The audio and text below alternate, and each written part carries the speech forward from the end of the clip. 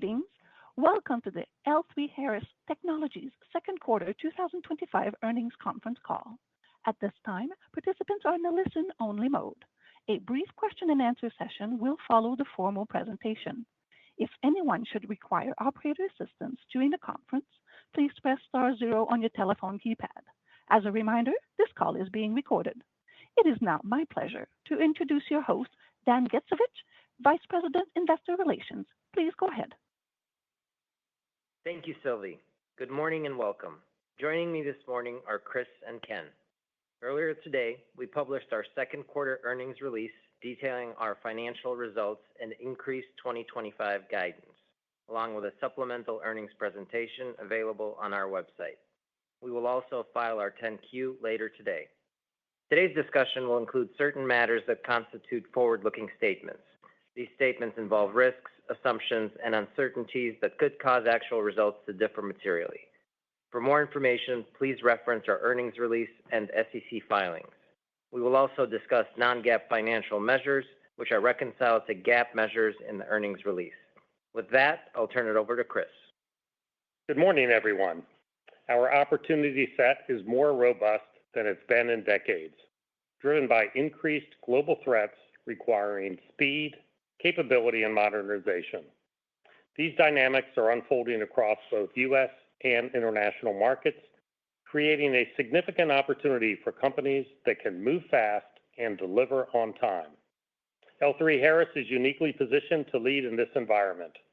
Our trusted disruptor strategy keeps us agile, and after investments in the business, along with acquisitions and divestitures, our portfolio is aligned with our customers' mission-critical priorities, enabling us to execute with a sense of urgency as we head into the second half of the year. Over the last few months, I've had several meetings with senior DoD leaders, and one message is consistent and clear. Companies that deliver on schedule will be rewarded with new opportunities such as Golden Dome and missile capacity expansion. I'm proud to say we're doing just that. For example, on F-35, our systems are ahead of need, and we are off the critical path for combat-capable TR-3 aircraft.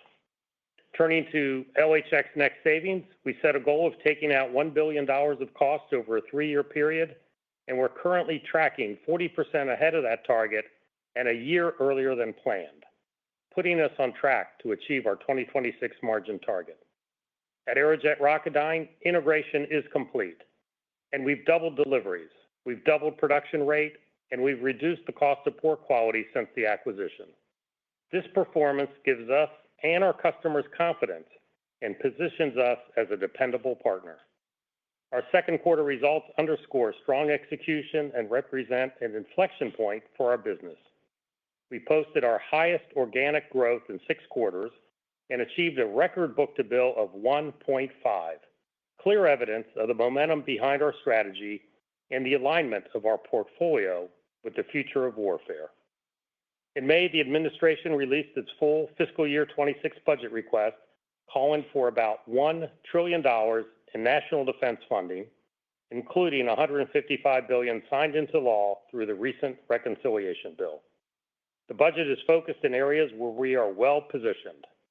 We're seeing accelerated investments in space-based architectures, missile systems, autonomous platforms, and software-defined capabilities, all core strengths within our company.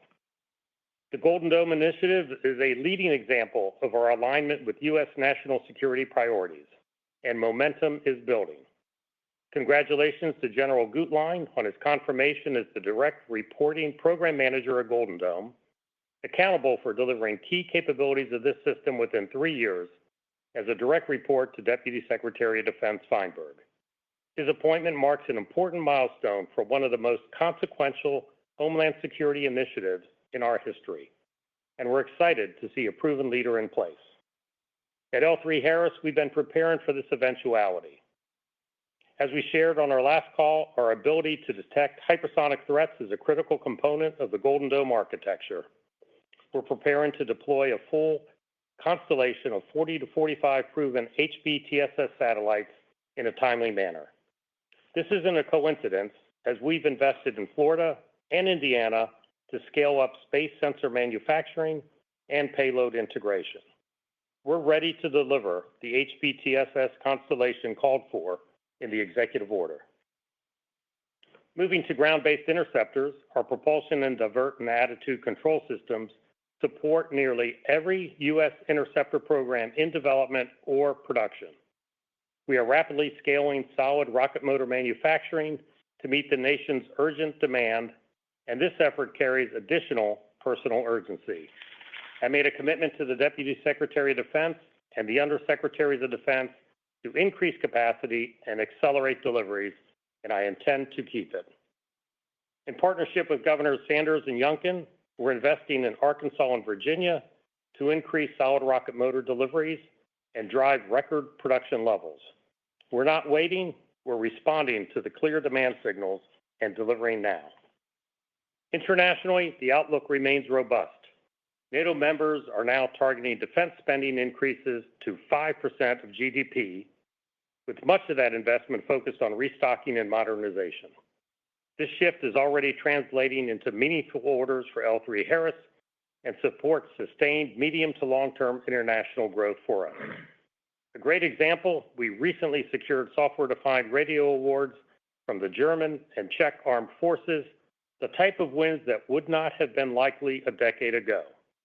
This represents not only alignment with Allied modernization priorities, but also instances where we're replacing indigenous providers, a direct result of our resilient, interoperable, battlefield-proven technology and expanding global footprint. With this backdrop, the right strategy, an aligned portfolio, strong demand, operational momentum, and solid financial performance, we are highly confident in our ability to achieve our 2026 financial framework. We also see a clear path to profitable growth beyond 2026, driven by our alignment with long-term defense priorities, both in the U.S. and globally. With that, I'll turn it over to Ken. Thanks, and good morning, everyone. We are at the onset of a generational opportunity for L3harris, given our capabilities and positioning across key discriminating technologies. Let's talk about consolidated results for the second quarter. Starting with orders, we had a record $8.3 billion this quarter, resulting in a 1.5 book-to-bill. Revenue was $5.4 billion, reflecting strong organic growth of 6%. This growth was driven by new programs ramping and increased demand across all segments. Segment operating margin was 15.9%, up 30 basis points, marking the 7th consecutive quarter of year-over-year margin expansion. Non-GAAP EPS was $2.78, up 16% year-over-year, and on a pension-adjusted basis, EPS was $2.42, up 22% year-over-year. Free cash flow was $574 million, driven by increased operating income and improved working capital performance. Turning to the segment's second quarter results. CS delivered revenue of $1.4 billion, up 2%, driven by increased demand for resilient communication equipment and related waveforms. Operating margin remained solid at 24.4%, reflecting higher domestic volumes and LHX Next-driven cost savings. IMS revenue was $1.6 billion, up 6% organically, with an operating margin of 13.2%, up 120 basis points. Revenue increased due to the ramp-up of several classified ISR programs. Operating margin increased due to the monetization of legacy end-of-life assets, partially offset by an unfavorable EAC adjustment from the resolution of a subcontract matter related to lower utilization on the Canadian Maritime Helicopter Program. Execution performance on the program was strong. However, payment was tied to customer mission cadence, which was well below original bid expectations. The contract is nearing completion, and we do not expect to see more negative EAC adjustments. SAS revenue was $1.8 billion, up 7% organically, primarily due to increased volume in FAA networks and improved program performance in our airborne combat systems business. Operating margin was 12.3%, down 30 basis points due to an unfavorable mix, partially offset by LHX Next cost savings. Aerojet Rocketdyne delivered strong results with 12% organic growth and a 2.0 book-to-bill. Growth was driven by improved production volume across key missile programs and new program ramps. This marks the highest revenue quarter on record for AR, driven by the unprecedented demand in the missile solutions business that we expect to continue for an extended period. Operating margin increased 50 basis points to 13.3% due to solid performance, LHX Next driven cost savings, and a favorable contract resolution. We are always striving to improve our operations, including reassessing certain unfavorable contract positions, rationalizing non-core legacy business lines, and monetizing legacy assets. An example is the action we took at IMS to exit an unprofitable legacy contract position, while at the same time monetizing associated legacy assets. The resulting impacts offset and created a net favorable position for the quarter. Now, let me turn it back to Chris. Thanks, Ken. As we look ahead, several milestones from the quarter highlight our momentum and reinforce confidence in our long-term vision. First, we secured approximately $200 million in orders to deliver software-defined, interoperable communication systems to Germany. Secure, resilient communications across NATO allies are critical to operational readiness, and our systems are already delivering on that mission. This award adds to recent wins for our Falcon software-defined radios, including the Netherlands Foxtrot program, along with continued momentum on the U.S. Army's HMS programs. These wins further strengthen our market leadership in resilient communications, and our TCOM sector backlog today is almost $3 billion, a 50% increase from a few years ago. Turning to solid rocket motors, we broke ground on a new production facility in Virginia, including a cast and assembly center. These modular, robotic-enabled facilities will significantly increase capacity, enhance efficiency and quality, and reduce product travel time distances by 90%. This complements similar expansions in Arkansas and Alabama. It's a major step forward in building out the defense industrial base and reflects the progress we've made in the short time since integrating Aerojet Rocketdyne. Demand for solid rocket motor production continues to rise, driven by global conflicts. Our Aerojet Rocketdyne missile solutions business grew 15% in the quarter and is up 16% year to date. Growth we view as durable and likely to continue for decades. Demand is exceptionally strong, and we see significant opportunities for further investment in the business, expanding manufacturing capacity, increasing the workforce, and accelerating deliveries to meet long-term needs and to support sustained growth. We also continue to see strong demand across our space propulsion portfolio.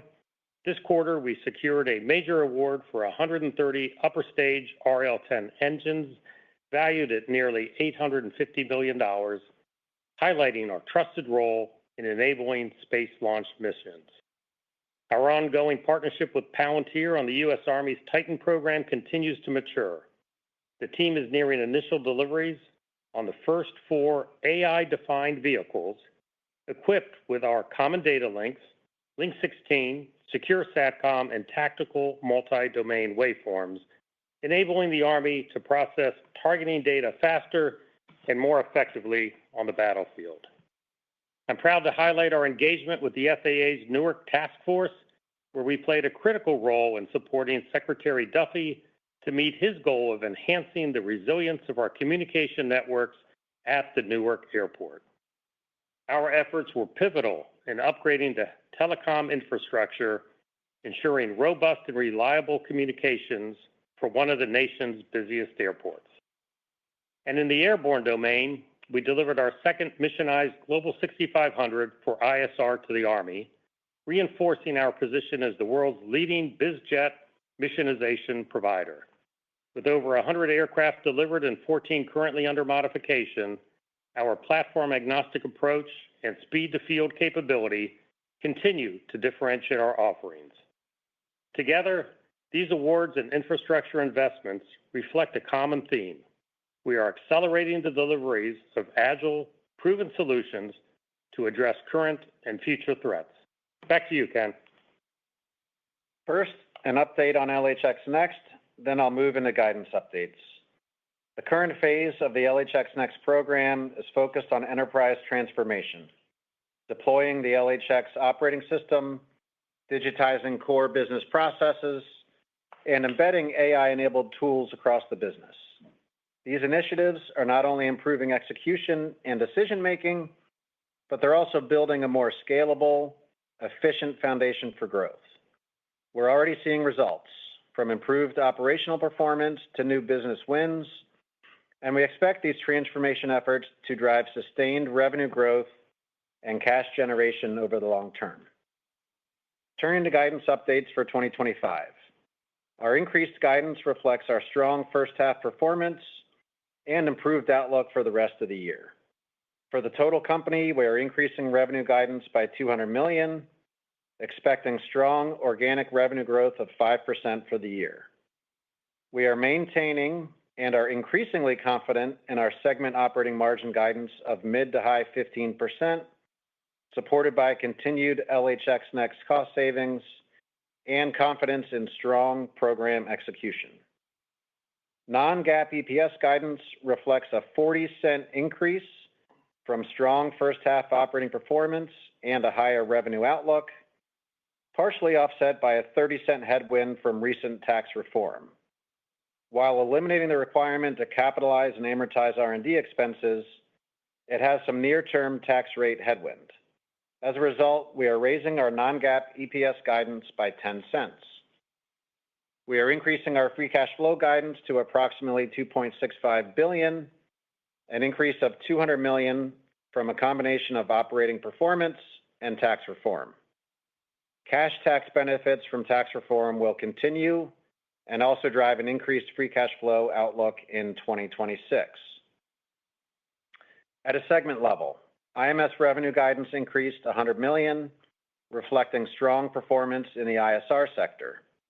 Operating margin is now expected in the 12% range, up from the high 11%, through improved program performance and LHX Next savings. We are increasing our revenue guidance for SAS by $100 million, reflecting an improved outlook in space. Operating margin is expected to remain in the low 12% range. And we are reaffirming guidance for CS and AR. Given our strong performance and this generational opportunity in defense spending growth that we are uniquely positioned to capture, we are also updating our 2026 outlook. On Investor Day in 2023, we set our financial framework at $23 billion in revenue, 16% segment operating margin, and $2.8 billion in free cash flow.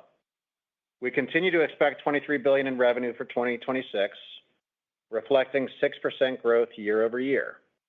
And we previously updated that we expect margin in the low 16% range. Now, while investing in key locations like Indiana, Arkansas, Virginia, and Florida to fuel future growth from Golden Dome and rocket motor capacity increases and staying aligned with our customers' mission-critical needs, we're also raising our 2026 free cash flow guidance to $3 billion, a 13% increase year over year, with even stronger free cash flow per share. With that, I'll turn it back to Chris. Before we turn to questions, I want to take a step back and frame where we've been and where we're going.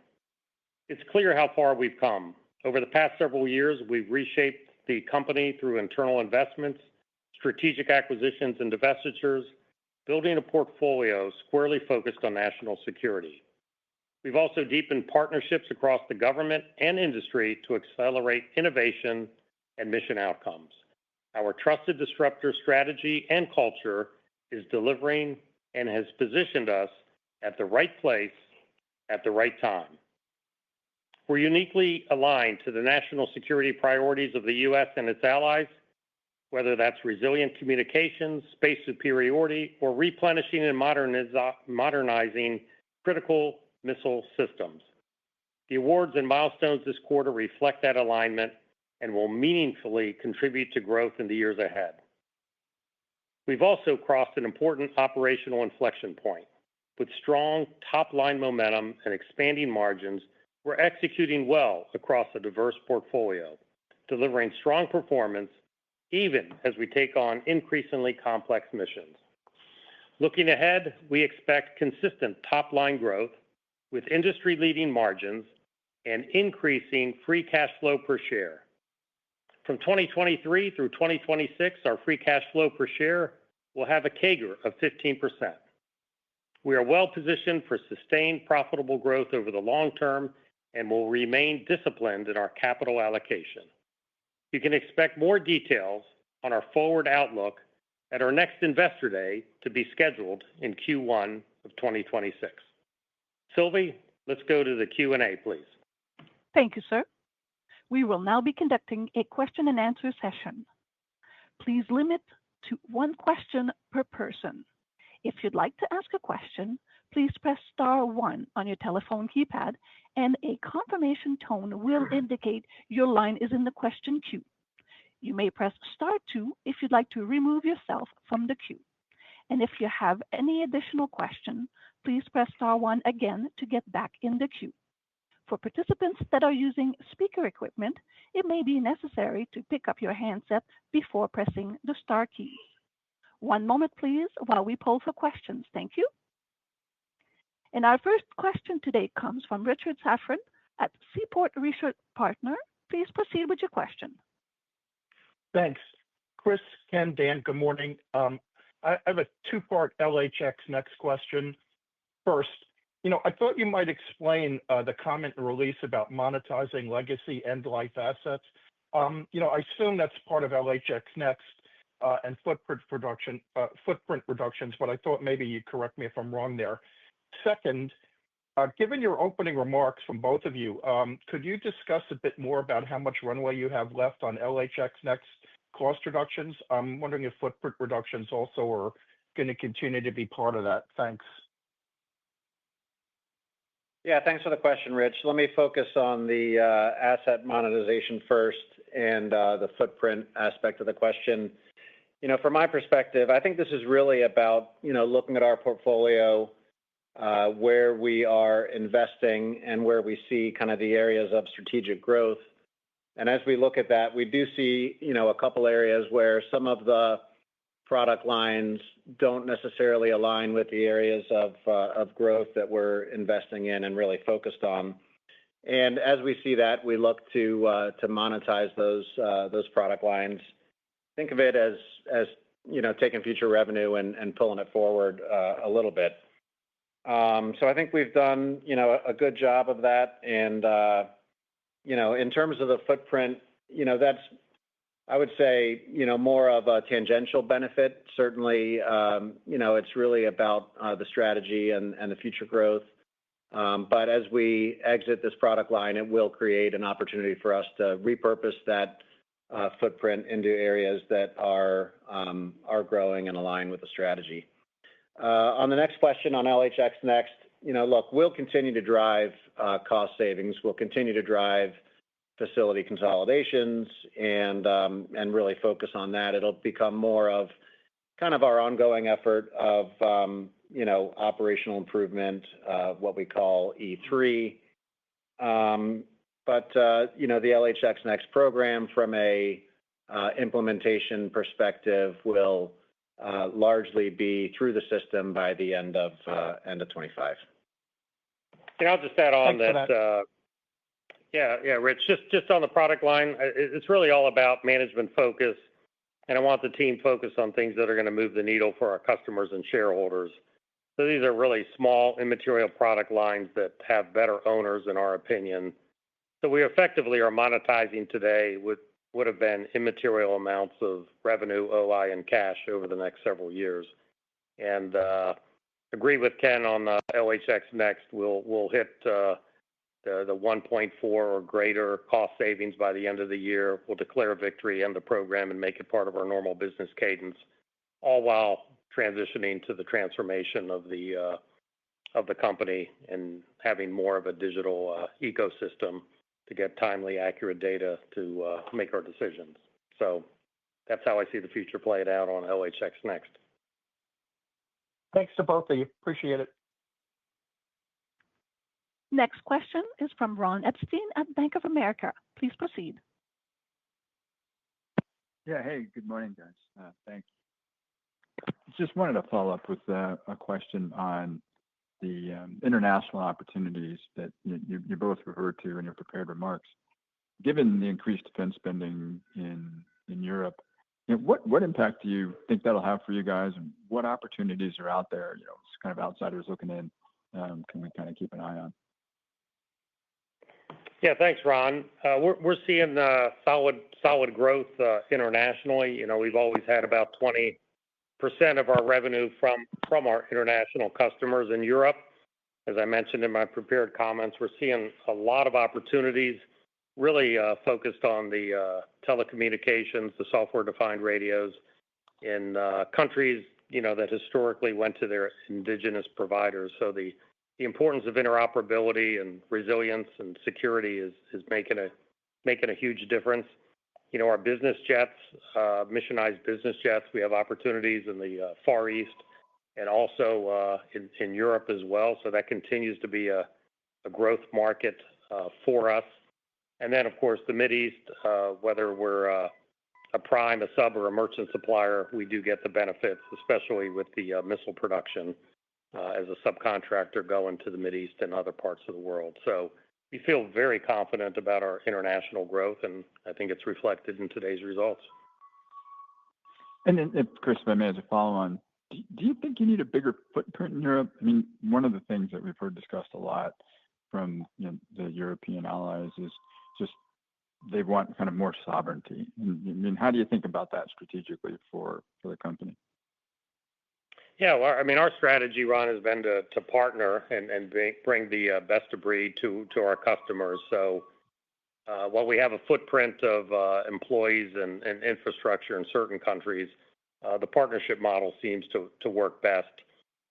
And we've had great success working with other defense and technology companies around the globe. And again, we're not adverse to subcontracting to them, but more times than not, we're the prime and we put them on our team. So that's how it works. In the Mideast, we have a little more of a presence because they like to have the technology transfer in the footprint. But we're agile and we kind of read country by country what needs to be done. I think you recall a few years ago we opened a factory in Poland for that very reason. So we're happy with the strategy so far, but can adjust if needed. Thank you. Next question will be from David Strauss at Barclays. Please proceed. Thanks. Good morning. Thanks for taking the question. Chris, the growth and margin improvement that you're predicting for or forecasting for 2026, could you kind of rank by segment where you would expect to see the most growth, kind of highest to lowest, and then same from a margin improvement standpoint? Thanks. Yeah, David, it's Ken. I'll take that question. From a growth perspective, I think we're seeing growth across all four segments. I think we expect that to continue largely. But if you wanted to rank them, right now with the demand we're seeing at Aerojet Rocketdyne, especially around solid rocket motor production and some of the contracts that Chris mentioned that we've signed for space propulsion, Aerojet likely would be the fastest grower. As we look at opportunities like Golden Dome and SDA Tranche 3 that we've responded to an RFP for, certainly SAS will be a strong grower. CS as it looks at continued international opportunities, and then IMS as well. So maybe that's the way to think about it, but solid growth opportunities across all four segments. In terms of margin improvement, I think really it comes down to continuing to integrate the benefits of the LHX Next program, as well as solid program performance, burning down risk on programs, just performing well. And I think we're seeing that we're on a good rhythm in terms of delivery. I think it's having a couple benefits. Number one, I think it's really giving the customer confidence and, providing new awards and new opportunities for L3harris. And you're seeing that in the over $8 billion of awards in the quarter, as well as the solid book-to-bill. But it's also, yielding itself in terms of good margin outcomes. So kind of a win-win, and we expect that to continue into 26 with, the low 16% margin rate. Yeah, and David, the commercial business model is a big contributor to our industry-leading margins, and each and every segment is looking in conjunction with the DoD's desire to go faster at more and more commercial acquisition models. So, I think it's going to be a matter of which segment, which programs we can transition to more of a commercial model quicker, and that should drive the higher margins sooner. So I think it was December of 23, we said each of the segments would grow the margins 100 basis points. We've either achieved that or are tracking to that. So very proud of the team to get over 16% so quickly. Thank you. Next question will be from Miles Walton at Wolfe Research. Please proceed. Thanks. Good morning. Chris, how quickly can you get the HBTSS Constellation contract under contract, and does that become revenue in 25? And then for Tranche 3, I think there's an October decision for that outcome. Is your 26 confidence hinge on winning that, or does the 26 sales guidance, you have confidence even without winning Tranche 3? Thanks. Yeah, thanks, Miles. On HBTSS, as you know, the general was just confirmed. He's talking about doing a 60-day study to refine the architecture. So, we'll await an RFI or an RFP to see how quickly they're going to move. I think given the fact that this was the only program highlighted in the executive order, we'd be hopeful that we could get something under contract by the end of the year, and maybe that contributes a little bit of the revenue for 25 and clearly a fair amount in 26. T3, it's hard to pull out one particular program, and we manage more of a portfolio. But clearly, we're going to make our 2026 framework. We're assuming we're going to win T3. If we don't, we'll still find a way to get to 2026 framework. We are proud of the fact that we've had a couple years of meeting our commitments one way or another. So we manage the portfolio. And as you said, the proposal's been submitted. We're waiting for an October award. There'll be 3 winners, I think, based on our performance, based on our cost, based on the customer's confidence in us being able to deliver on time. I'd be disappointed if we don't win that.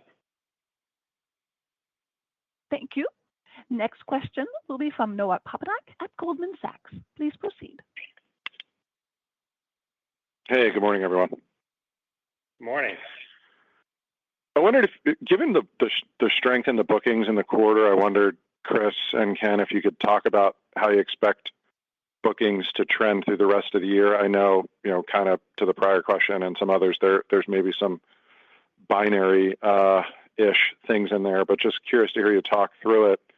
And then I guess, given the bookings in the quarter and the last year or two and the Golden Dome opportunity, is at least in the scenario analysis that the growth rate breaks out from the 4 to 6% that you kind of have been talking about for this year, and that's implied by the 23 next year? It seemed like the Golden Dome opportunity could be an accelerant to that. Thanks. Yeah, I'll go first and then ask Ken to add a little more. Yeah, clearly there's a ton of opportunities. We try to secure as much business as we can as quickly as we can. 1.5 is a record. I think that'll be hard to repeat in Q3 and Q4, but we have pretty good visibility and hope to be well over 1 in both of those quarters. And single large awards like T3 or HBTSS, which could be multi-billion dollars. Some of the missionization on business jets in the Mideast or the Far East, again, billions of dollars of awards can move that pretty quickly.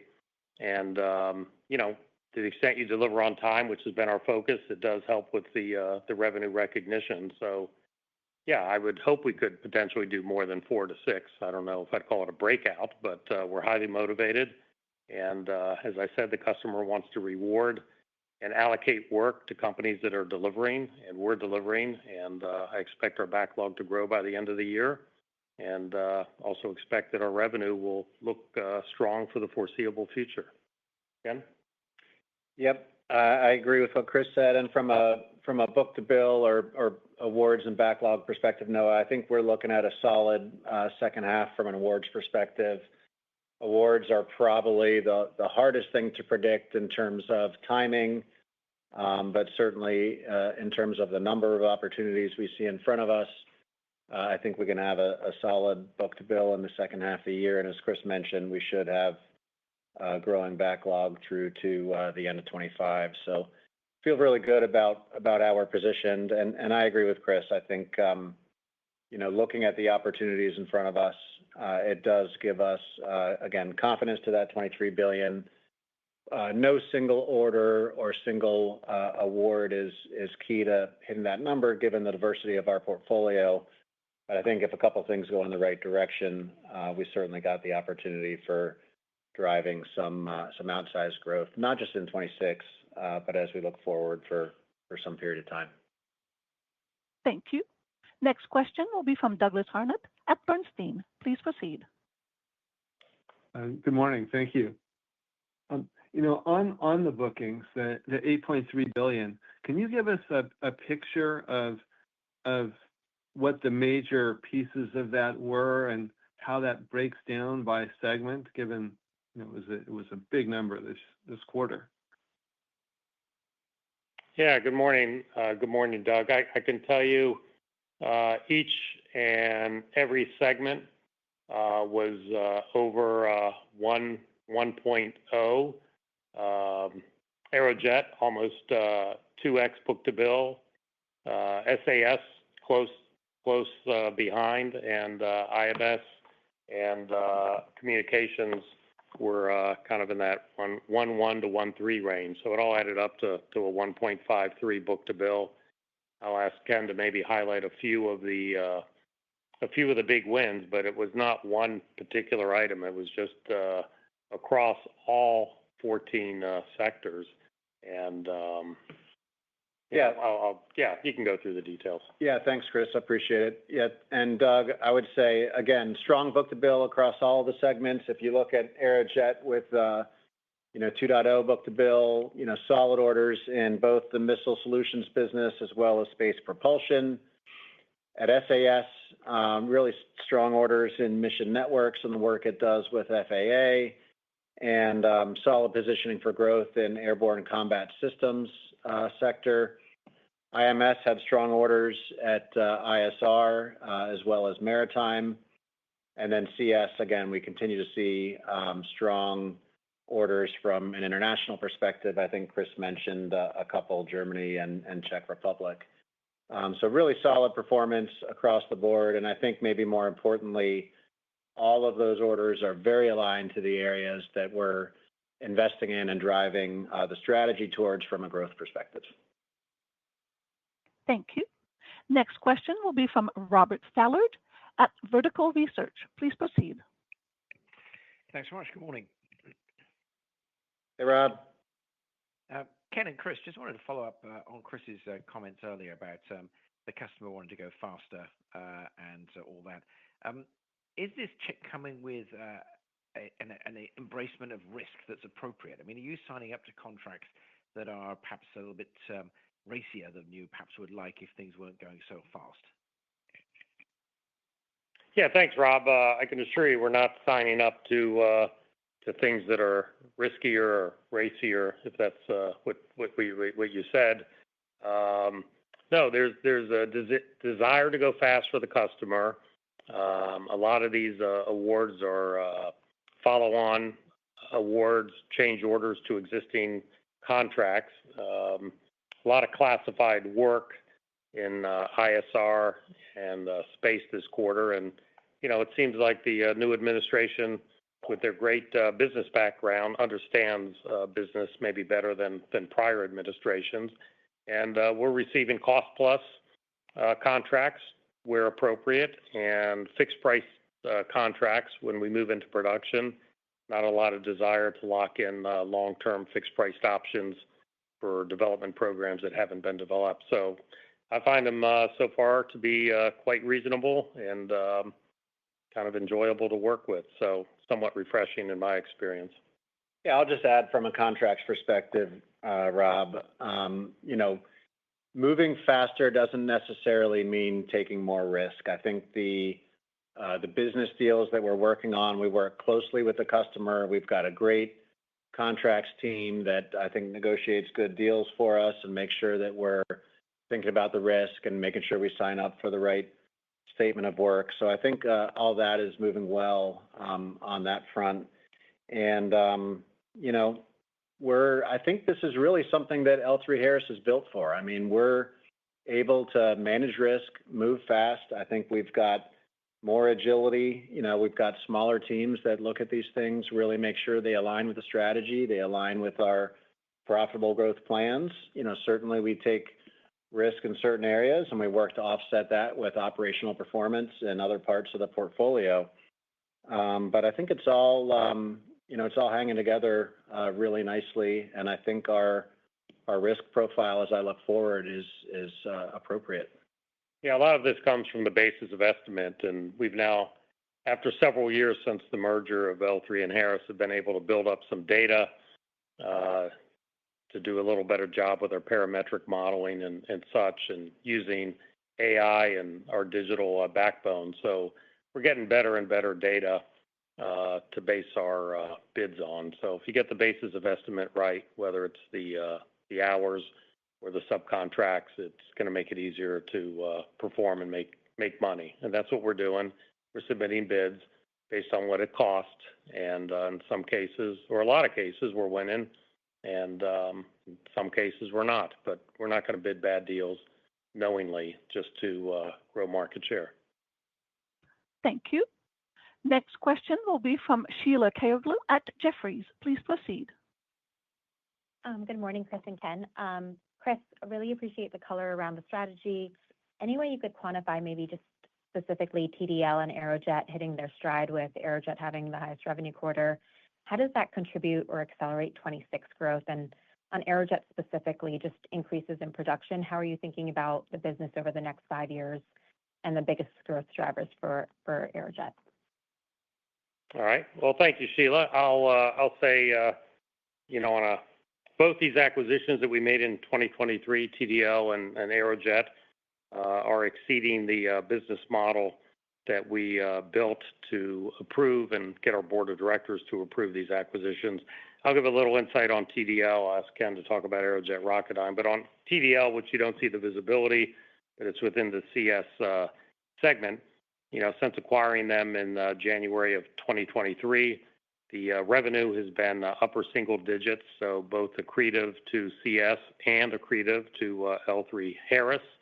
The margins, as a result of the cost synergies and consolidating the facilities in Salt Lake City, streamlining and improving the roll throughput yield and the production capability, are almost at the CS segment level, so very high margins, especially on the commercial business model again. And the cash has been very strong, not even considering some of the tax benefits as a result of the way the transaction was modeled. So, as we go into year 2.5 here, very pleased with TDL. And again, part of that upside has been our success in getting Link 16 into space, which had never been done before. And I think that's huge opportunities as these various comms and transport layers under Golden Dome evolve in the years ahead. Ken, you want to talk about Aerojet Rocketdyne? Yeah, thanks, Chris. From an Aerojet Rocketdyne perspective, Sheila, I would say, there is just a significant amount of opportunity, and it does take investment. This is a long cycle kind of capital-intensive business. I mentioned that Aerojet Rocketdyne should be the fastest grower as we look kind of 26 and beyond. Missile solutions is certainly a big part of that. And if you look at where we're investing, we did work with the government to get some Defense Procurement Act funding for programs like Javelin, Stinger, and a couple others. So we see growth in the near term, certainly in the tactical motor side. From an interceptor perspective, we're on PAC-3 standard missile and THAAD, and we're seeing growth and increased demand on the interceptor level, and some of that could potentially accelerate as those are a part of the Golden Dome opportunity. And then long term, we've been investing. We've talked about large solid rocket motors, supporting programs like Sentinel, some classified programs, Next Generation Interceptor, as well as Glide Phase Interceptor, which is technically a medium-sized motor, but I would throw it in there, as well as the business we have supporting Missile Defense Agency for targets that we think would be a grower related to Golden Dome and testing some of those new systems. So, even within Aerojet Rocketdyne, it's a diverse portfolio. I think they're positioned very well across key and what are important missile programs, and certainly those that are seeing increasing demand from the customer, and we expect to drive growth for a decade or plus in some regards. Yeah, so we're going to try to get to $5 billion of revenue by the end of the decade. That's our aspirational goal. I think we have pretty good visibility into that. I will say when I meet with the primes and the end customers, there's nobody disputes that we have by far the best technology in this market, and I think that's been a differentiator. You heard me say we're on pretty much every interceptor in the U.S., whether it's in development or in production. The large solid rocket motors, we're pretty much have each and every one of those in our portfolio already. So huge opportunities. Again, at the end of the day, it's about delivery and scale. You didn't ask about the new entrants. We continue to meet with new entrants. We look to partner. We welcome the competition, but when you look at the investments we're making, that the primes are making, and the government's making, in less than 2 years, we're going to have the facilities, the equipment to ramp up, and it's going to take others half a decade or more to get there. So feel very, very confident that this was a good acquisition. We have a great team running it and a highly motivated workforce, and couldn't be more proud of what we've done and what we're going to do in the future. Thank you. Next question will be from Gautam Khanna at TD Cowen. Please proceed. Yes, good morning and great results. Thank you. I had a two-part question. In the president's budget request, you may have seen, the military radio line items were a little bit softer in 26. Likewise, Armed Overwatch and some others. I wanted to get your perspective on, what the growth rate might be beyond 26 for tactical radios and some of those other areas with the backfill from foreign or otherwise. If you could just give us some framework to think about that. Yeah, great question. So we'll start with the radios. I'll let Ken talk about Armed Overwatch, but first of all, it is the 26 PBR. So this is the first step of a multiple step process. So we noticed what the cuts in the HMS and the COTS line, those two line items, but there's quite a long way to go through the process to see where that ends up. And historically, customers weigh in, members of Congress weigh in, and ultimately the end users weigh in. So we'll see how that plays out. But when you look at the actual numbers, we're comparing two line items known as HMS and COTS to the same two in 26, but there was a third line item added called Next Gen Command and Control, or NGC2. So I kind of look at those three as the telecom and the radio line items, and those are on a combined basis several $100 million more than 2025. So the question is, what is in NGC2? And as we've looked at it, there is clearly a transport layer where we believe our software-defined radios and our network capability and architecture capability can meet those needs and continue with the modernization. So I think a lot of the modernization that needs to continue, we're just talking U.S. domestic, is embedded within that NGC2, and our teams are looking at how best to proceed. So we'll monitor the situation, but we'll let you know as that plays out. I don't see this as being a significant headwind based on our performance and based on our capability. And of course, international, we've already covered. We have great opportunities there as well. So in total, tactical comms, radios or TCOM sector, continue to see growth for the foreseeable future.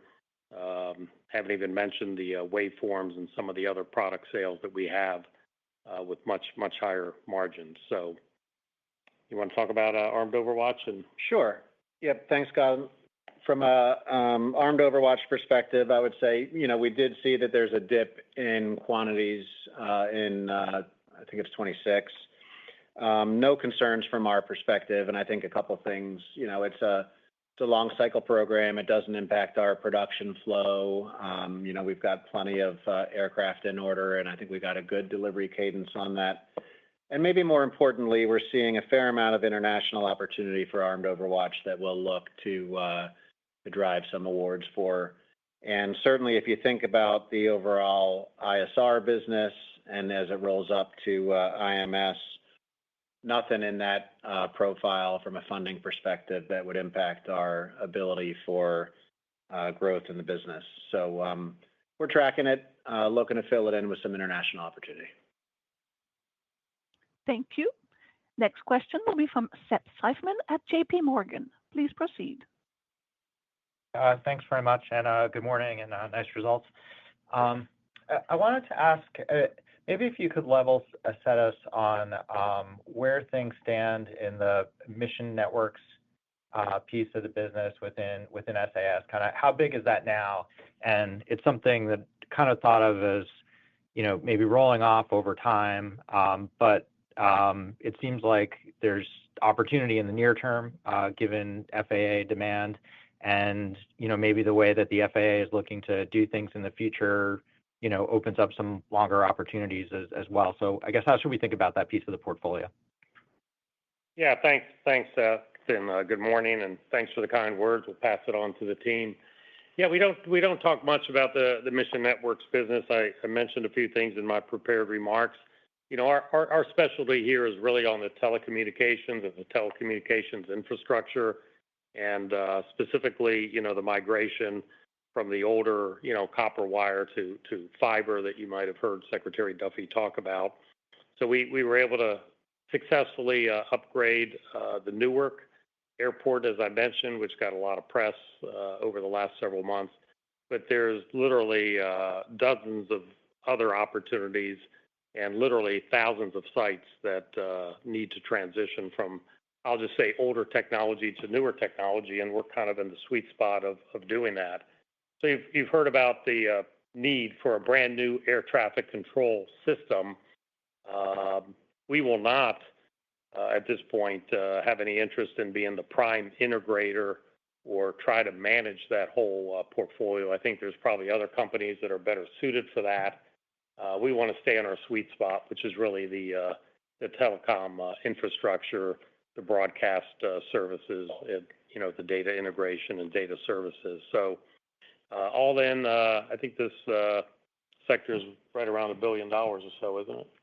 Yeah. With good margins, and we would expect this to continue to grow, and it's part of our national security infrastructure supporting the U.S. government. So a good business, and clearly more upside today than maybe a year or two ago. So the team really came through and did a great job. Thank you. Next question will be from Scott Mikus at Melius Research. Please proceed. Morning, Chris and Ken. Nice results. Chris, I wanted to ask about the Wolfpack announcement that you guys came out with. You're effectively going to be competing with Lockheed and Raytheon for two of Aerojet's largest customers. I'm just wondering, when you initially acquired Aerojet, was that something you decided to do more recently, or has it been in the works for a long time? And then long term, what do you see as the revenue opportunity for Wolfpack, both domestically and internationally? All right. Thanks, Scott. I wasn't sure I was going to get a Wolfpack question today, so I'm glad you keep abreast of our announcements. Yeah, this is something that we've been working on well before Aerojet Rocketdyne acquisition. It's a unique transformational capability.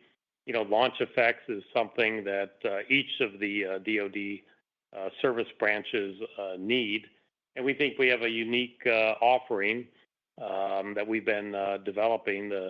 One of these will actually be a kinetic strike, and the other will be more of a EW, kind of falls in that attritable market that everybody keeps talking about. And I think these are quite affordable relative to other products that are out there. So, we kind of have to start small and build up there. We do have a hot production line. We've had demos, well over 40 flights that have been tested, and there's a lot of interest here domestically. Whether we can export or not to be determined. And this asset, depending which variation you get, obviously goes inside larger platforms.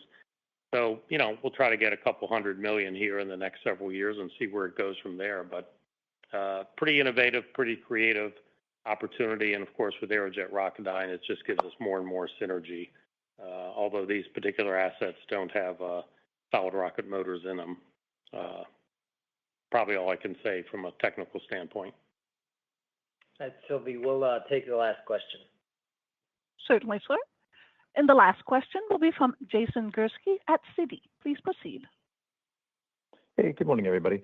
Ken, just a quick clarification question for you, and then Chris, just a bigger picture one, if you don't mind. On the clarification one, has there been any change, Ken, to your expectations on how much of the LHX next savings you'll pass on versus what gets captured by the customer? I think you've commented on that ratio in the past. And then Chris, I was wondering if you could just spend a little bit more time on space. I know there's been quite a few questions on it today already, so I appreciate the color there. But I'm just kind of curious, the overall demand environment for space and any kinds of new projects that you might see or new technologies, programs that you see on the horizon, either here domestically or maybe even over in Europe, and whether European capabilities are going to be something that they're going to spend money on in the space domain here, and whether companies like LHX you think might play a role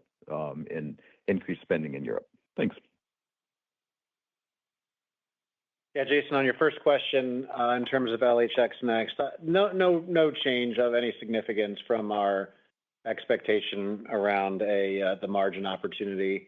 The program goes out and identifies cost savings opportunities, and really makes sure that we focus on kind of the run rate opportunities that will impact the longer term business. We work to generate those savings and then certainly flow it through our contract mix.